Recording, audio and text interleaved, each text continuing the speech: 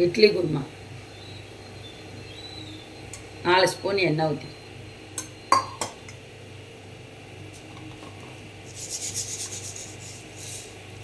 கடுகு உளுந்தம்பருப்பு போடணும். கடுகு நல்லா வெடிக்கணும். 5 பெரிய வெங்காயம் நறுக்கிக்கணும்.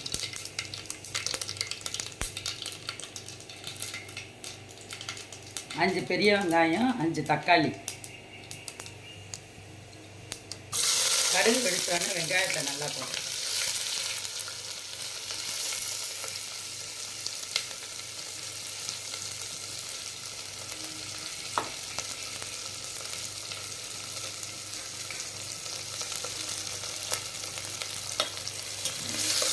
வெங்காயம் நல்லா வதங்கணும். வெங்காயம் நல்லா வதங்கிடுச்சு. இப்போ தக்காளி பழம் போட்டு, பச்சை மிளகாய் 4 மிளகாய் பரப்புக்கு. தக்காளி வெங்காயம் நல்லா வதங்கணும்.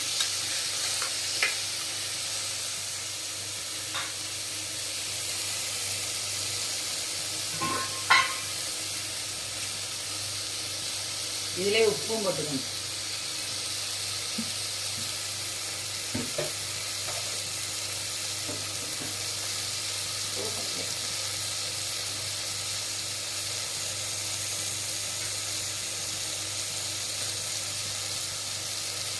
கருவேப்பிலையும் போட்டுக்கணும். நல்லா வதங்கணும். தக்காளி வெங்காயம் நல்லா வதங்கிடுச்சு. பச்சை மிளகாலாம் உப்பு போட்டு இப்போ ஒரு செம்பு தண்ணி ஊற்றணும். 3 விசில் வைக்கணும். குருமாவுக்கு அரைக்கிறதுக்கு அரை மூடி தேங்காய், சின்ன மூடி போதும், ரொம்ப நிறையா வேணாம் தேங்காய். பொட்டுக்கடலை 2 ஸ்பூன்,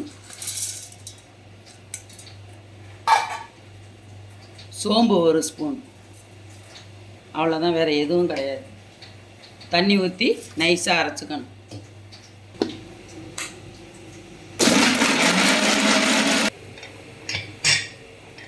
நல்லா வெந்துடுச்சு.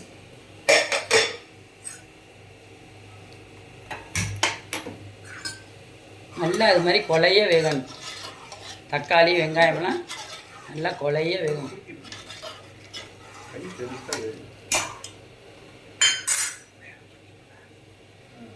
தேங்காய், பொட்டுக்கடலை, சோம்பு நல்லா அரைச்சாச்சு நைஸாக. அதுக்கு இதில் ஊற்றணும். குருமாவில் பொட்டுக்கடலை போட்டுக்கனால கொலவளப்பு நல்லா வரும். நம்ம தண்ணி நம்மளுக்கு தேவைக்கு ஏற்ப ஊற்றிக்கணும். 5 தக்காளி 5 வெங்காயம் போட்டிருக்கேன். இது 6 பேர் சாப்பிட்லாம். அரை கொட்டினோன்னே அப்படியே இறக்கிடணும் குருமாவை.